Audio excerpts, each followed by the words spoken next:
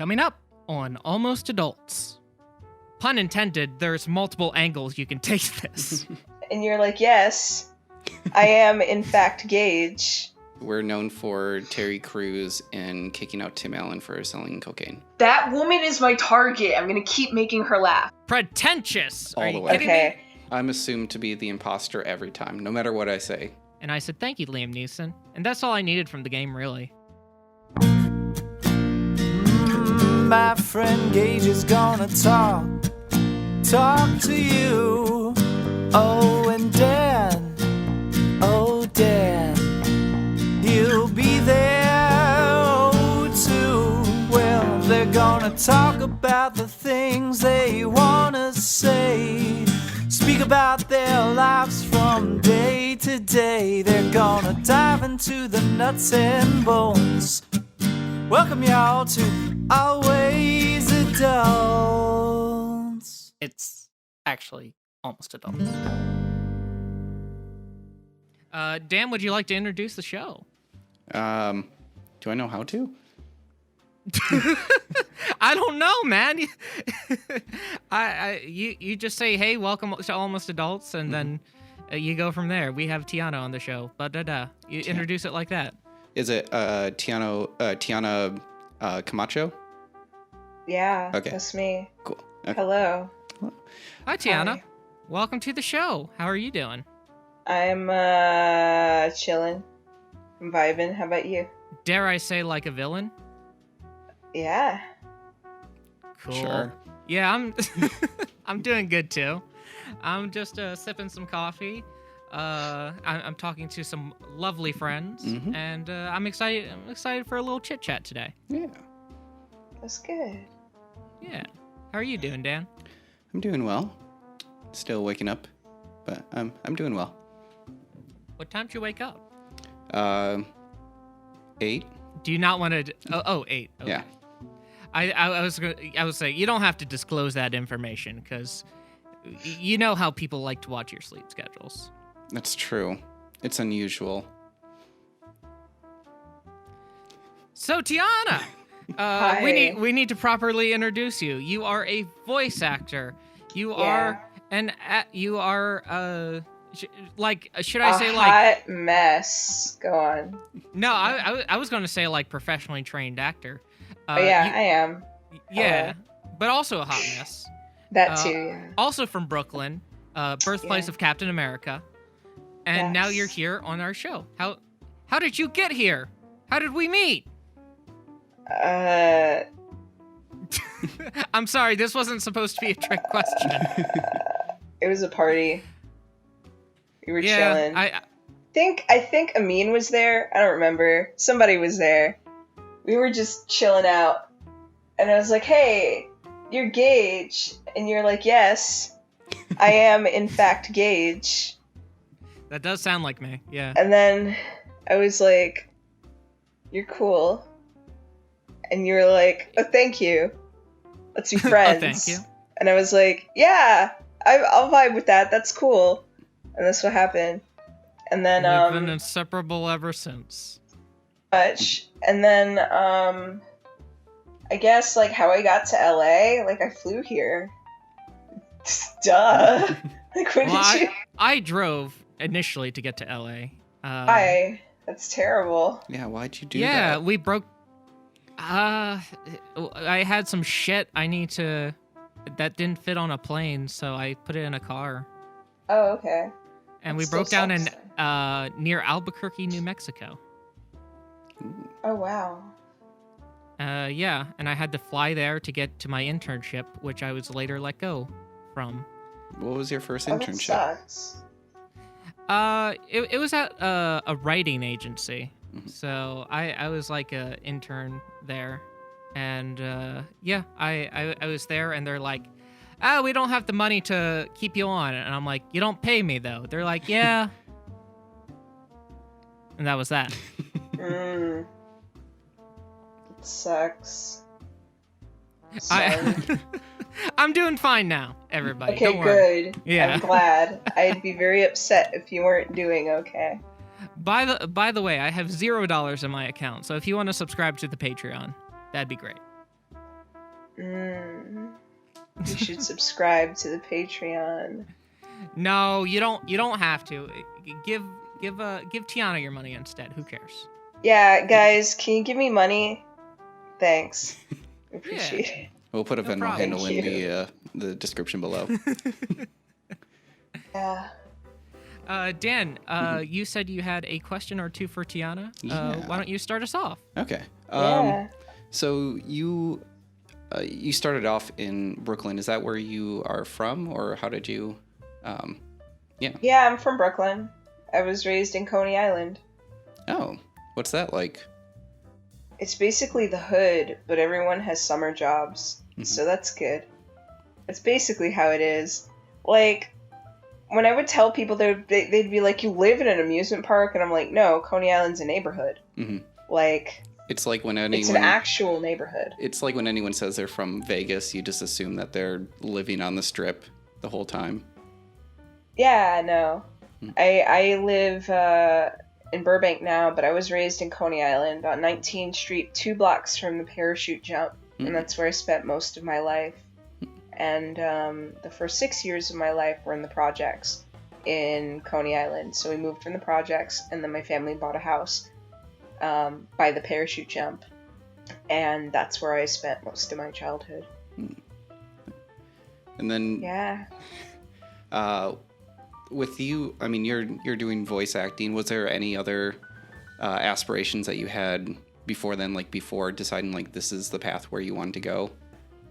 Yeah.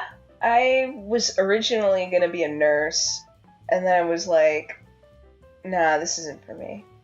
And then I was trying to do culinary because I really liked cooking. And then I was like, this isn't for me either. But I think I really wanted to be a voice actor ever since I was really small. I just understood that it's a really crappy way to make a living if you don't have a backup plan, and it's very hard.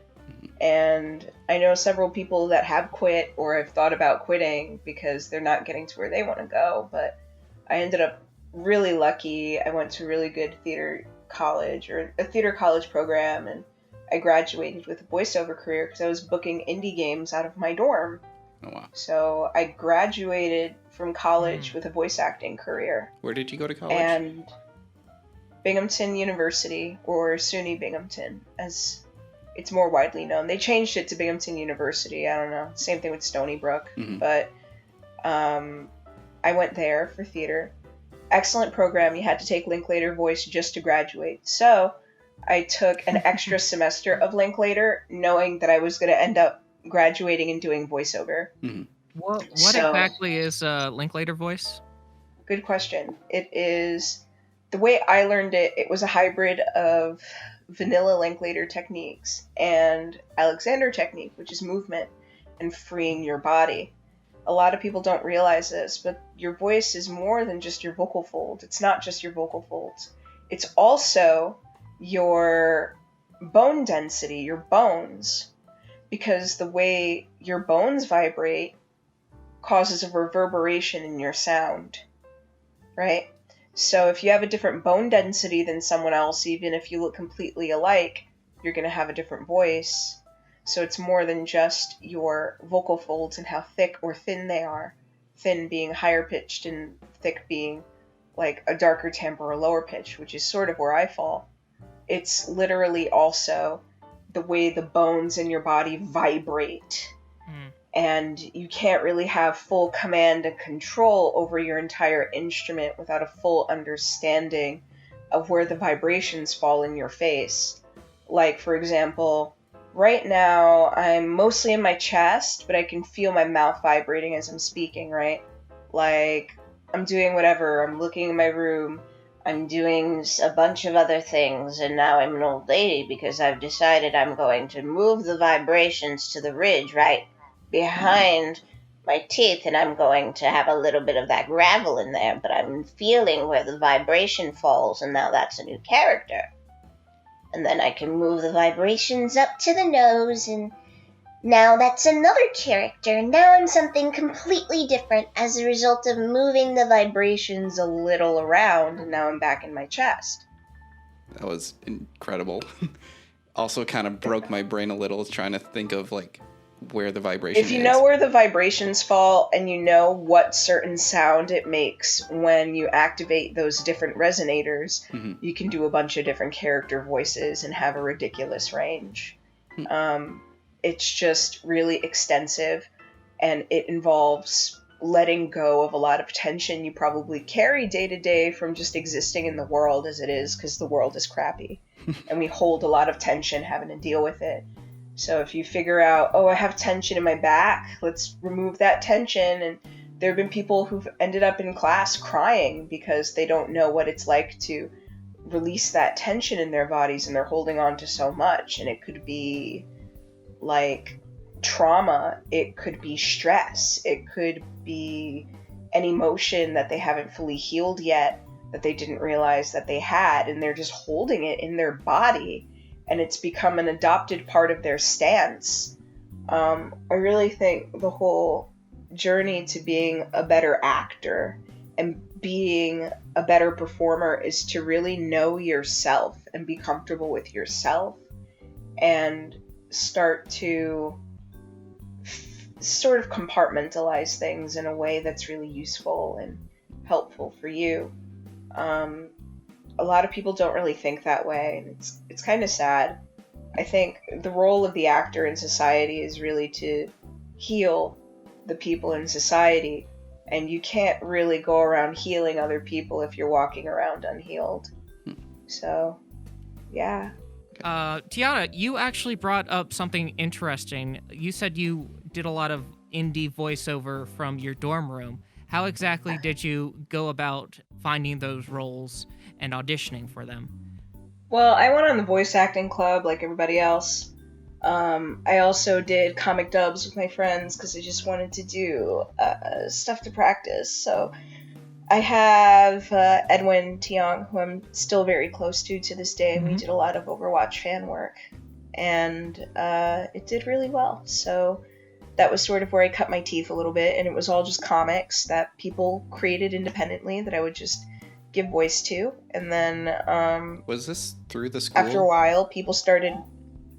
No, not through the school, just online, because I felt like it. Yeah, And Voice then- Acting Club is like a website, right? Yeah, Like a forum. it's a forum that's run by Kira Buckland, who's like the nicest person in this industry. So, yeah, it was basically like, how would I put it? I did a lot of that, and then other people started figuring out who I was because of my work with Edwin, and then they started asking me to audition for other things, and then I ended up in other casting pools. I ended up doing a bunch of other things. So it kind of just like snowballed after a while. And then that's what happened. And I ended up doing really well because of it. And after a while, people were inviting me to these closed calls and closed auditions that weren't open calls, like on the Voice Acting Club. And they started letting me audition for things. And it worked out really well. And I'm really happy it turned out the way that it did. Nice. And that's how I got my start. I started just building a name for myself just by doing it.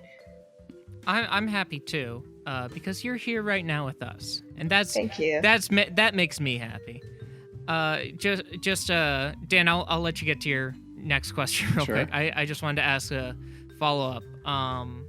Do you think you needed that education in order for you to be where you are today, or do you think a lot of it was you just going out there and getting that experience beforehand?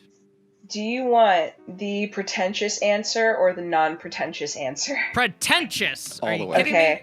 Yes, I absolutely needed the training. I'm gonna be a little bit real with you guys right now, and it's gonna come off as a little bit salty, but I don't really think I give a shit, because I think I value being honest about how things are in this industry as a whole over, kind of just not being intellectually honest with you guys about what I do. In all honesty, a lot of the people that are in this field have not finished going to school or didn't go to school for acting. A good chunk of them that do voice acting. They may have done private training or private coaching. They may have gone to classes. Yes, absolutely. but they didn't get like an acting degree. They didn't go to school for acting. A lot of them, and this isn't to shit on anyone whose aspirations are solely this, because I totally understand, because I love it too, but a lot of people ended up just getting into it because they really wanted to dub anime, which is not a problem in and of itself, and I don't think it's a bad thing. But a lot of my friends, that start there and then they try to go on to do different things, feel stuck because they ended up stuck in that part of the industry, and they have trouble branching out to other places like prelay animation, which is where they record your voice first, and it's a little bit cartoony, and it's Western animation. For example, Has-Been Hotel, Fairly Odd Parents, most animation that's produced in America is prelay, where they record the voices first. A lot of people want to branch into that, but a lot of people that start off with anime have a lot of trouble branching into that part of the industry. And it's something that, unfortunately, a lot of my peers have told me has been an issue for them to branch into. That's not the same for every person. There's definitely a lot of notable exceptions. But if I didn't get the training that I did get, I may have been in that situation. For me, I didn't really start off doing anime. I started off doing video games, which pay substantially more than dubbing, because dubbing rates are very, very low, which is a shame because it's a very specialized, like, you have to be very good at matching flap, you have to be a good actor, you have to be good at making choices, and, every person that does dubbing deserves a raise, like, absolutely, because of the technical aspect of it being so difficult. But, a lot of the time, it's always the same kinds of people that didn't go to school, didn't get that additional acting training, and ended up stuck there. Or they went to school for something else, or dropped out, which is totally okay. I changed my major like 3 fucking times. So, for me, it's like, I totally get it. You tried doing a thing, it wasn't what you wanted to do, so you went headfirst into doing the other thing. Like, I totally get it. But, there is such an underemphasis on getting formal acting training when people start, and it's sad because I see a lot of people that are honestly great actors end up stuck because they haven't expanded their toolbox enough, their tool set enough to be versatile and do different things. And it really is a shame because these people are excellent. They're excellent actors and they're excellent people. It's just, when you're stuck doing something stylistically forever and, you're making those same choices everywhere, it's not going to resonate with every person, and it's not going to resonate with every director. But, that being said, I really think a lot of people don't really, people are just like, don't get the degree, don't do this, it's a waste of money. And I'm like, yeah, but are you really wasting money if this is what you really want to do with your life? Are you going to invest in yourself and your training, or are you just going to end up stuck? Don't do that to yourself. Get the training.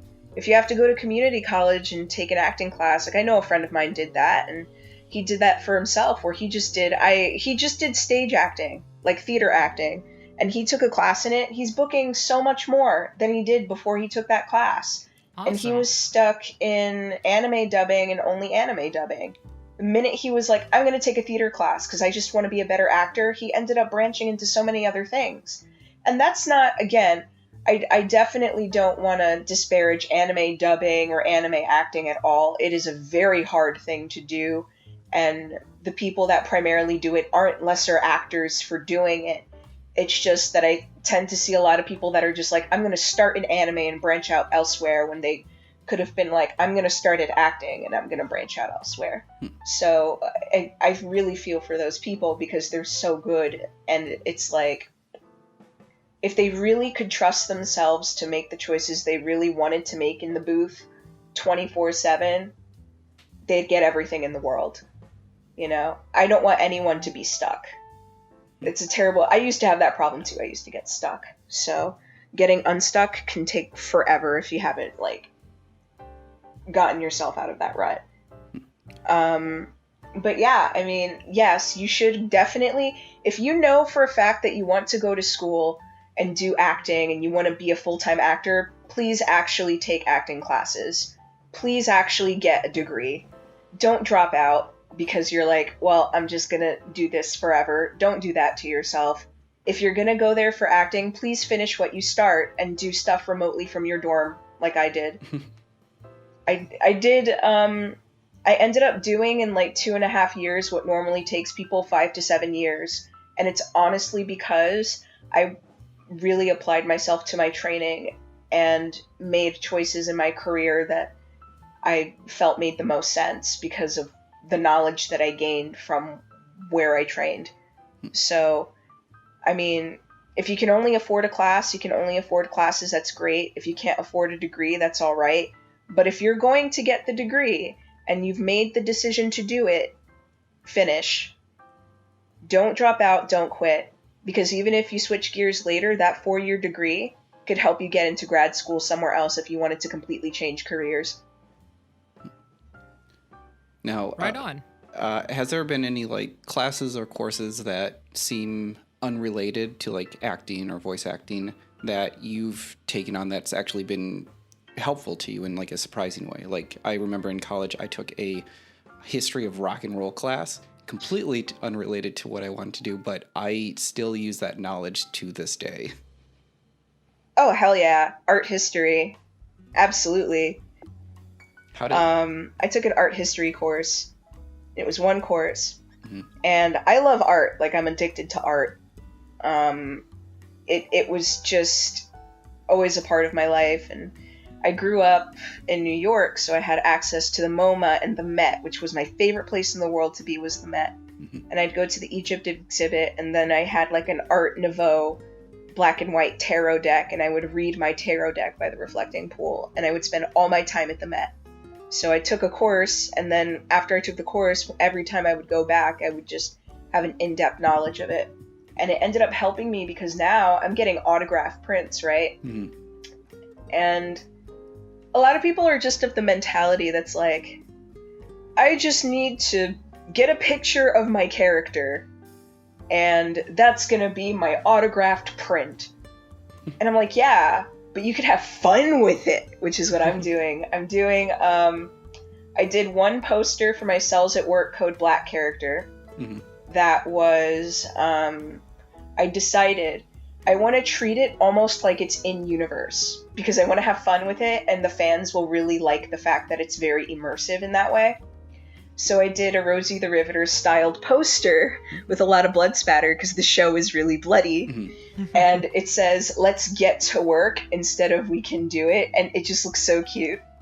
So, and plus all of the white blood cells, all the neutrophils in Cells at Work Code Black are women. I think it's because of the fact that it's a male body, but I'm not sure. All of the neutrophils in that show are women. They were men in the original series, the first show, but they were women in the next show. So I just thought it would be really cool to take something that historically was really feminist and sort of like have a nod to that in the show, because I think it's really cool and really feminist that all these strong women are defending this body that's falling apart and eating bacteria and germs, like physically eating them. I just think that's cool. So I did that, and then for my next print, I'm doing an Art Nouveau print because I'm addicted to Art Nouveau. Absolutely addicted to Art Nouveau. So I'm doing a vintage advertisement poster of something for one of my characters, actually my Fire Emblem character. And I'm planning this out with someone, and we got so immersed in it that we're doing everything to like the letter of the style, but adapting it to like what the universe is like. So instead of a regular autographed print, it's like an advertisement poster for like her weapon in the game, like the Tome of Storms. Yeah. So that's what I'm doing with my Fire Emblem print. I'm making something really cool and immersive because I've applied my knowledge of art history to my autographed prints in a way that very few people are doing right now. But to finish off, yes, I'm applying my knowledge of art history to create autographed prints that feel more like in-universe objects than just autographed prints. Mm-hmm. That's it. I'm glad you're going the extra mile, man. I think what you're saying doesn't really pertain only to voice acting. I think it's also just a general good life lesson in general, just to make yourself as marketable as possible and make yourself as knowledgeable as possible about all subjects that revolve around the art form that you're trying to pursue. Like, filmmaking for me has always been, it's been what I love about it so much is it's a culmination of almost everything. Writing, acting, editing, lighting. There's a lot of factors that go into it. So I want to try to master all of them, but There's you know also what they photography too. Like, yeah, cinematography. Mm-hmm. yeah. It's it's like there's pun intended, there's multiple angles you can take this. But I'm trying to think of a class that really helped me that wasn't exactly related to filmmaking. I can't think of anything. Dan, do you have anything particular in mind that you're like, oh, you said history of rock and roll. Mm-hmm. Yeah. Yeah. No, I just often wonder, I'm like, if I didn't get a digital media production degree, would I be in the same position I would be in today? Probably not, but No. who knows? Where exactly did you get your degree? I don't think I ever asked you that. Florida State University. Nice. Yeah. That's really cool. Dan, you got it from the University of Michigan, correct? Western Michigan University. Western Michigan. We're Broncos. We're known for Terry Crews and kicking out Tim Allen for selling cocaine. Hell yeah. Mm-hmm. But another role that Tiana also does, you were in the hit Switch game 51 Clubhouse Games. Yeah, Clubhouse Games 51 Worldwide Classics. Yeah, I'm in Clubhouse Games. Yeah. That was fun. Oh my god. Yeah, I saw a lot of people. I say classic, and that's because I see a lot of people getting that game, and then just I think it just came up in conversation one day. You're like, oh yeah, I voiced all the narration for that game, or some of the narration for that game. Yeah, I was the really cool black woman with the yellow dress who was constantly one-upping the cool white dude with the jacket. Yeah, that was me. That was a fun 2 days. Oh man. So nice. That was great. For that character, were you the one that developed the voice, or did they have something in mind that you had to then produce? Well, it was one of those things where I ended up recording the audition in a studio, and they were just like, treat it like she's a woman. And I was like, okay. Perfect. Your motivation is I was just woman. like, I sound womanly. Like, I don't know. I guess I do. So I was just like, okay, I'm going to be in my chest and I'm going to make choices because this makes me sound like a cool mom. I don't know. So I did that, and then I was just like, I'm going to have fun with the choices, and I'm going to do, like, fun stuff with the choices, and I made her really sassy in the booth. It was great. I was really nervous, though. It was hard, because all these people were, like, staring at me, and I was just like, oh my god, I don't know what to... There's so many people. So I picked one of them, and I kept making her laugh the whole time, and I was like, I'm going to pick a target. That woman is my target. I'm going to keep making her laugh. And that's what I did. And I kept doing it the whole time. But yeah, Clubhouse Games was a lot of fun. They gave me a lot of creative freedom to do whatever I wanted, which was the worst thing they could have done. That's a dangerous option you're giving Tiana. Yeah, don't do that, guys. It's dangerous. Don't do it.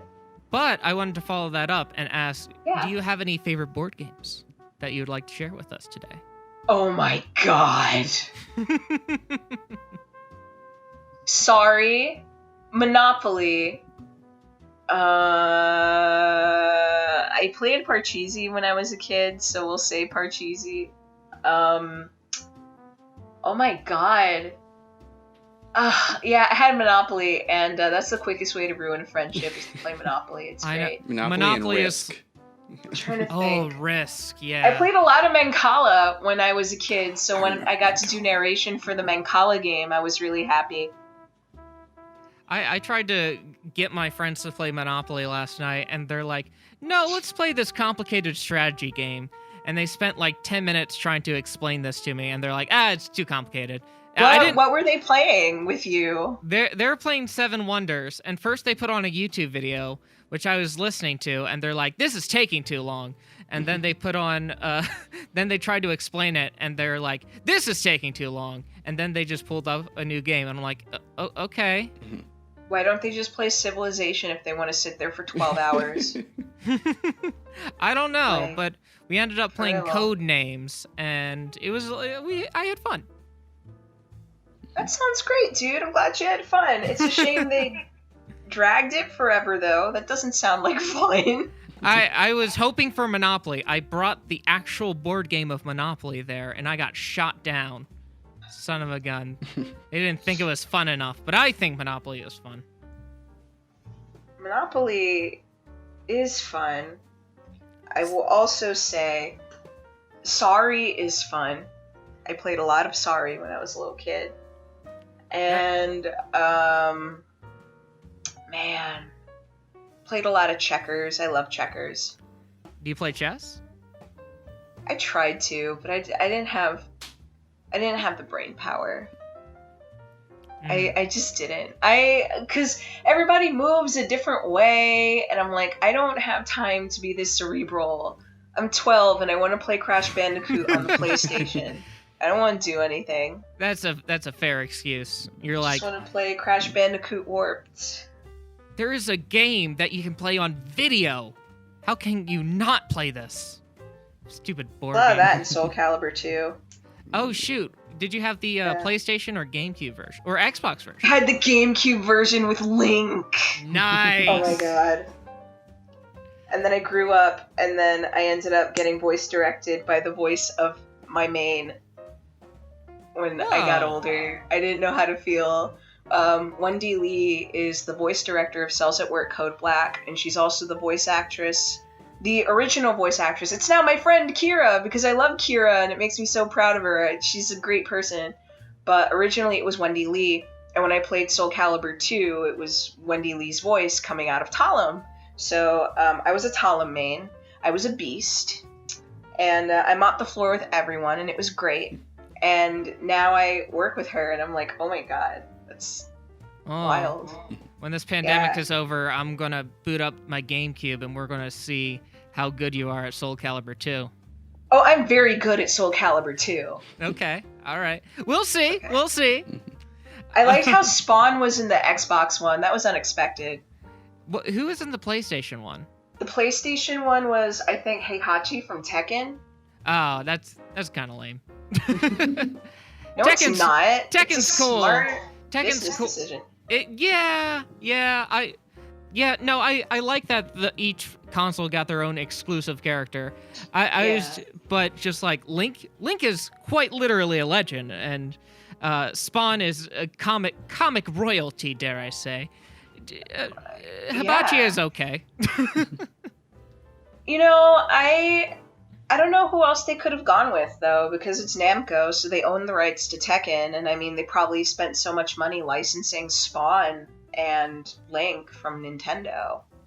Like, That's true. They could have gone so with they Crash probably Bandicoot. were like, we don't have any more money, but we have another hit game, so we'll do that. Like, they were already bleeding out money for licensing for those two characters. Yeah, I shouldn't be ragging on this team 20 years ago. Yeah. Sorry. I really sorry, love... guys. I love Soul Calibur. Dan, do you have any favorite board games that you'd like to share with the class? Oh. Yeah. Let me think. I'm trying to remember. I played Fiasco a few years ago, and that was great. I don't know if that counts as a board game per se. What's Fiasco? Fiasco is like What's that? it's like a Coen Brothers movie mixed with improv.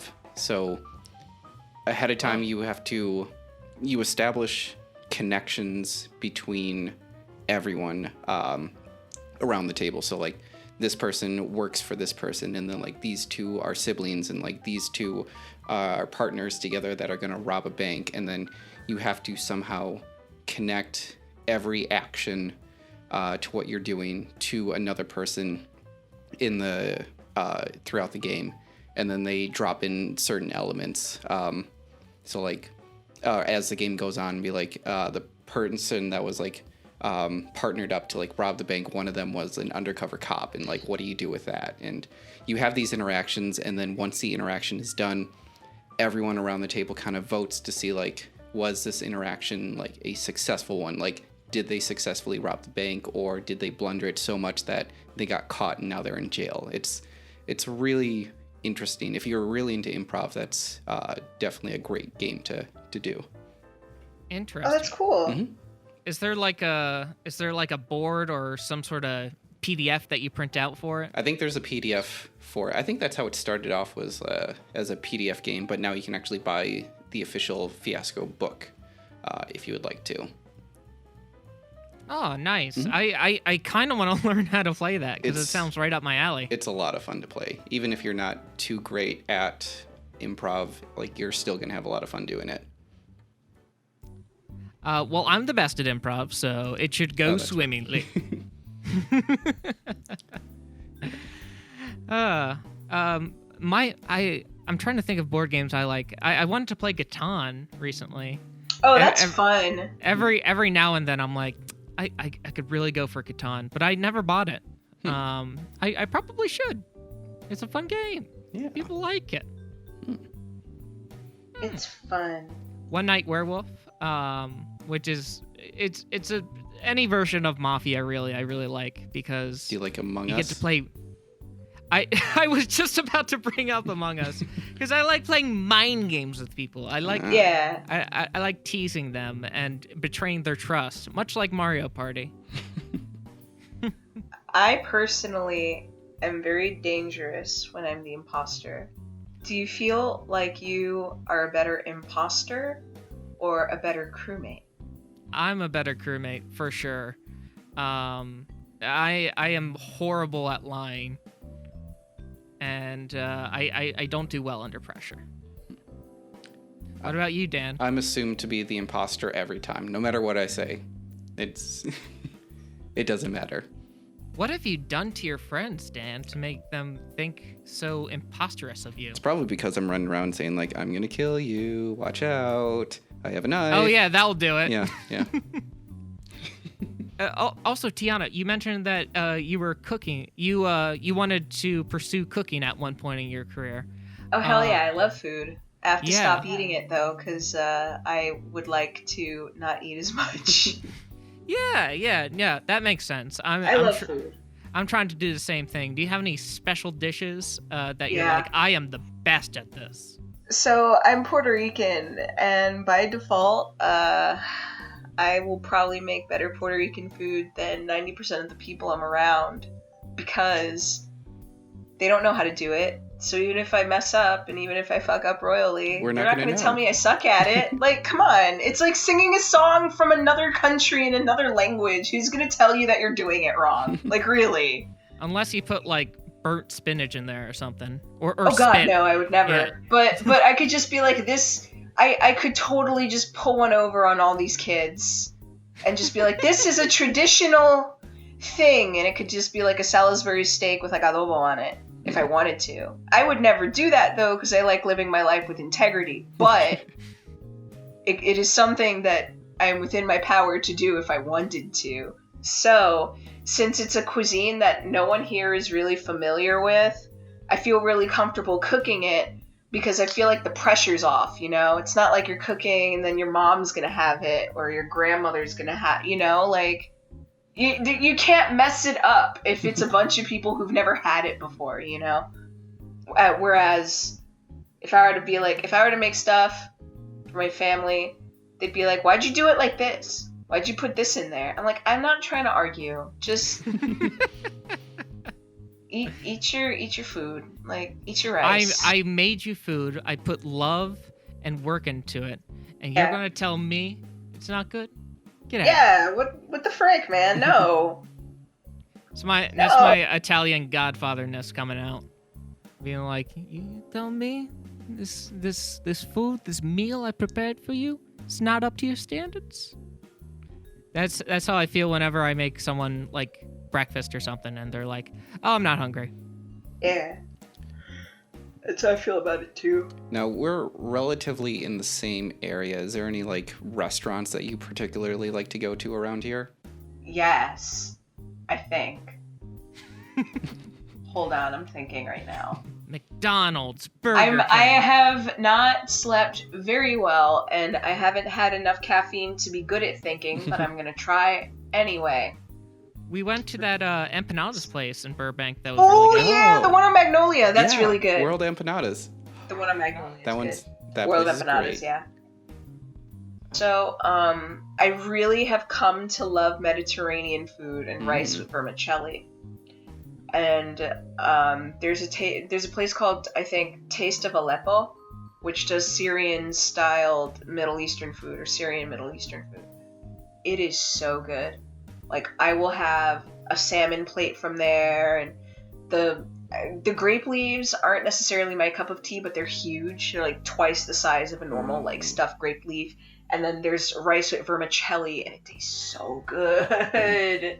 And then they got the hummus, they got the pita, they got like everything, and it's like, it's so good. It's just so freaking good. And then Shawarma King is okay, but I really like that place. And I also really like Zankou chicken. I like Mediterranean food a lot. Zankou is one of my favorites. Mostly it's just a vessel to get the garlic sauce into me. Oh, hell Oh, yeah, yeah. man. Give Mama the garlic sauce.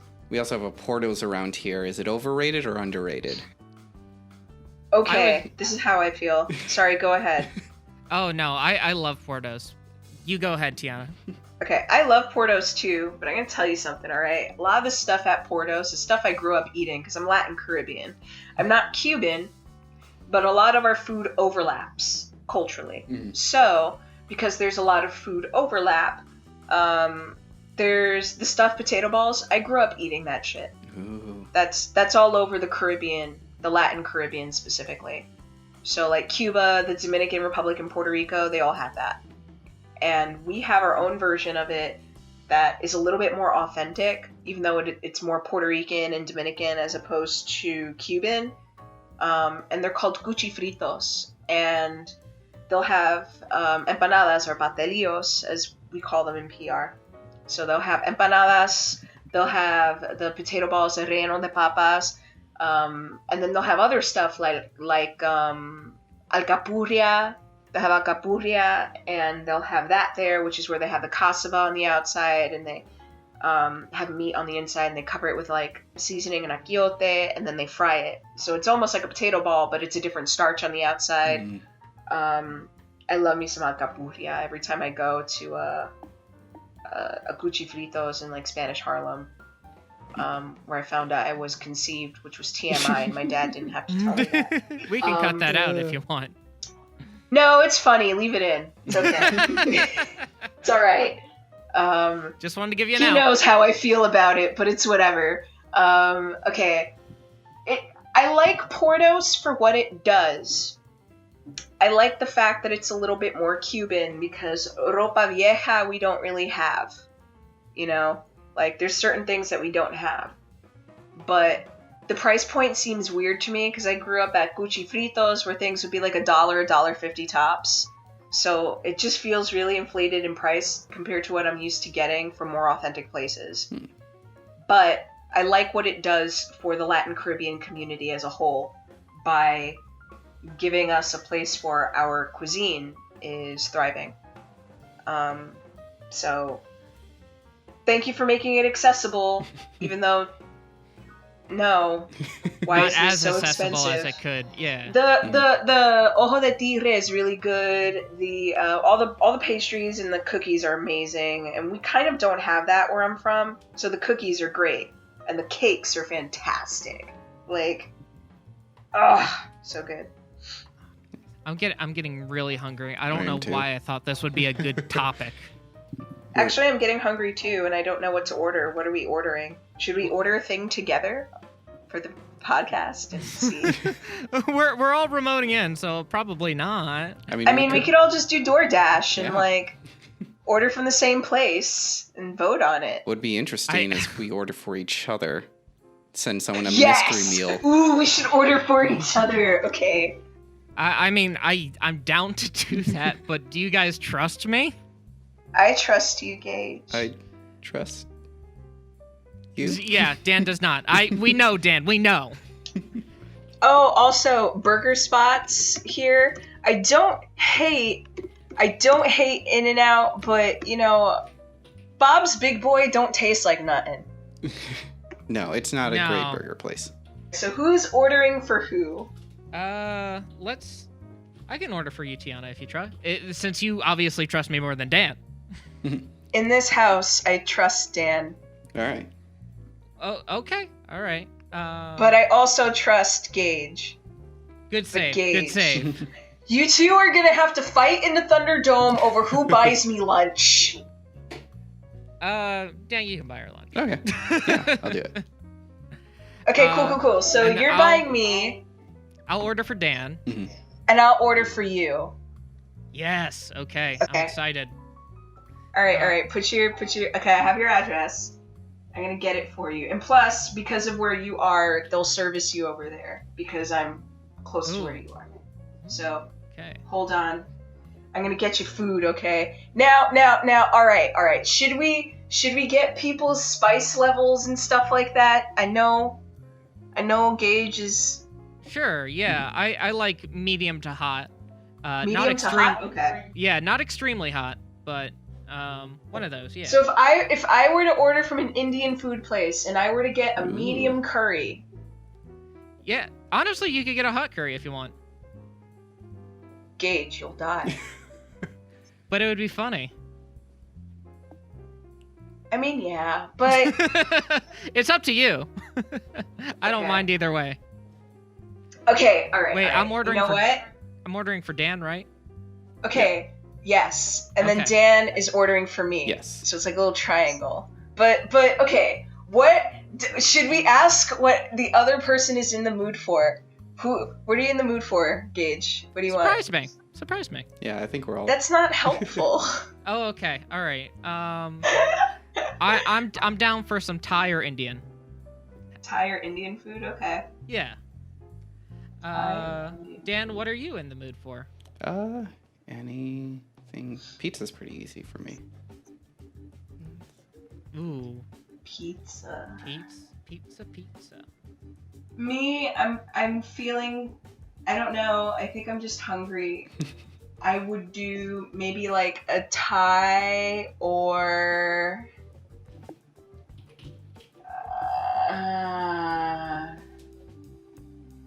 fuck it, I don't know, just feed me. I'm hungry. All right. Anyway, I'm hungry, yeah. All right, so I'm getting Gage. I'm getting you. No, you said surprise me, so I'm not telling you anything. Yeah. We can stick on this. Well, I don't know what everyone's schedule is today, but oh, you know what? I have a great place that Dan would like. Ooh. Yeah, I'll give you that place. And do you have any like meat allergies or veggie allergies or anything?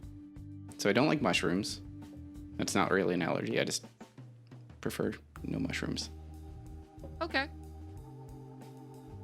And you're not like a vegetarian or anything, right? No. Yeah. Just making sure. I don't want to give you like a meat lovers or something, and you're like, actually. You know what? Maybe I am. Maybe I am. I guess you have to guess. I just got you the perfect thing, Gage. Oh my god. Oh, pressure's on for me. Are you You're gonna love it. Are you a tea or coffee person? Me? Mm-hmm. I think I just really need stimulants to function in terms of things that are socially acceptable to put in my body. So coffee. Okay. Please God, I am so tired. I barely slept. But yeah. Anyway, Gage, I got your thing already. It's coming. Nice. How opposed to you know what? I'm not even gonna ask. I'm gonna risk it. Risk it, yeah. That's what this is about. We're having fun. It's okay. Yeah. All right. Yeah. If I don't like it, I'll just yell at you. That's fine. Okay. Please yell at me. I will be very entertained. Oh, do you need anything from 7-Eleven? You crazy. Do you? Me? Yeah, you. No, I don't need anything from 7-Eleven. I'm cool. I'm gonna get you something from 7-Eleven. No! It's a surprise. Get you. I'm gonna get you something cool. Do you like cool stuff? Oh, I hate cool stuff. It's like the worst. Liar! Oh my god. Why are you like this, Gage? Hey guys, this is Tiana Camacho with a food review because Dan bought me DoorDash or something, and I don't know what he got me. Let's see what he got me. Alright. Dan got me Thai food, I think. What's this? Oh, look at that. Alright, so Dan got me Thai food, and I believe a Thai coffee. Thank you, Dan. Ooh, shrimp pad wunsen. Ah, yes, I love this. Mmm. Oh my god, it's been forever since I've had shrimp. Mmm. Fantastic. Very vinegary.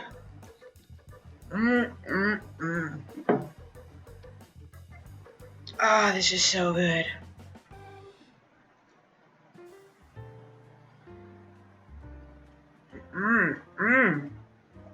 Amazing.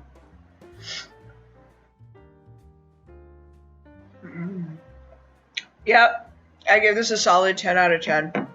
This is nice. All right, this is Gage. I'm going to eat what Tiana just ordered me. I ripped off the receipt. I don't know what it is. It's from Summer Buffalo, though, which is a really nice Thai place. So I assume it's some spicy Thai stuff. Let's open it up and see what's inside. Man, an unboxing is probably less dramatic because you can't see anything. All right. It's coming. Ooh. I got some sort of noodles going on here. I got a fortune cookie. Let's see. It is Pad Ki Mao. Wait, hang on. Let me read that one more time. Pad Ki Mayu. Mayu? Oh my god. Tiana's gonna kill me. Pad Ki Mayu. Pad Ki Mayu. I think that's how you pronounce it. And I am going to take the first bite. This is... I might as well be reviewing frozen pizza because you guys can't eat none of this. It looks great. It has like peppers and chicken and some fat noodles. I like me some fat noodles, know what I'm saying? That's pretty good. Oh my god. And there's such a kick to it. I wasn't expecting such a kick, but damn, I really like it. Thank you, Tiana. If you're listening to this back, thank you for the Pad Ki Mayu. No, the Pad Ki Mayu. Tiana, thank you for the food. You know what I mean. All right, love you. Oh, I'm gonna eat more of this. All right. First off, thank you, Gage, for the pizza. I tried looking up where the pizza is from. It actually was just a generic pizza box that said hot, fresh pizza, which, I mean, yeah, it delivered hot, fresh, and it was technically pizza. But yeah, I got the white pizza, which is, I believe it was ricotta on there and a lot of garlic, and it was wonderful. It was delicious. Thank you, Gage. Pizza is definitely one of my favorite foods. Funny story, though, about our delivery person. So right next to our door, we have a lime tree, and my roommate and I have named our lime tree George, and George has thorns all over him. And sure enough, when the delivery driver or delivery person came by, they didn't knock the door or anything. We just heard someone outside go, "Ow!" And sure enough, it was like, we knew what happened because George has gotten me quite a few times. But yeah, thank you again, Gage. That pizza was delicious. Wow, yum! That was delicious. I had a grand old time with whatever you had. Or maybe I didn't. I don't know. That's in the future. We'll see. Same. Yeah, that was Hard great. same. Food. That was Yeah. food, all right. Yep. That You was guys did edible, food well. and it is in my gullet. But yeah, I think that just about wraps up this time that we have with Tiana. Tiana, thank you for making the time to hang out with Dan and I. Oh my goodness, of course. Oh my gosh. Neither of you have angered me throughout this recording, so I consider this a success. Oh, I wasn't recording. Oh, you won't? Oh, no, Dan! I'm kidding. I just wanted to anger you. Oh my god. That's fucked up. That's funny, but it's fucked up. Dan, do you have any final thoughts? Yes. I would say respect the education. Tiana, you really made me realize that being well educated, well versed can be really helpful. Oh, it can. It's very important. And I mean, listen, I totally understand that a degree is just a piece of paper that says you're qualified to hold the knowledge that you have, which in and of itself is kind of a racket and kind of stupid. Mm-hmm. But it makes more sense to get a bachelor's in anything knowing that you can completely switch gears and switch careers and get a master's degree in something that's adjacent to that or completely different. Mm-hmm. So, I wouldn't worry about it. Like, if you please finish what you start, please finish school, because at some point you might not want to do this anymore, and you're like, maybe I'll get a master's in like finance or economics or psychology, and then you do something different. Mm-hmm. Like, just get anything. Yeah. Don't drop out. Stay in school, kids. That's Or good. adults. I'm not your boss. Yeah, you could be 18 and in high school, Mhm. or you could be in college. That's probably the term that you were thinking of that did not come to my noggin quick enough. Tiana, do you have any final thoughts? No. Okay, that's fine. I said everything I needed to say. Well, you could say, I just said my final thoughts, you dweeb. I just said my final thoughts, you dweeb. Okay, first of all, hurtful. Second of all, my final thoughts is You that... told me to say that? Okay, go on. Please go on. It's okay. Don't worry about it. My final thoughts is that I'm really happy that we have Tiana here, and I'm really happy that she's thriving right now. And I am very, very excited to try out some new foods, and I want Tiana to make me a cake one of these days. Ooh. Yeah. I will make you such a cake. Such a cake. Ooh. Yes. I like that. I need to make you rum cake. Have I given you my rum cake yet? No, but it is my birthday Saturday, and I'm planning on doing a Fallout themed mini party for myself and my roommates, and I will save you a slice of the Fallout cake. Nice. All It's right. the cake from 3. I only played the first part of 3, where Liam Neeson was like, "You're really cool," and I said, "Thank you, Liam Neeson," and that's all I needed from the game, really. Yeah. Liam Neeson thinking you're cool. It's more than enough. Yeah. All right. I'm going to bed now. Okay. Good night. Good night. Bye.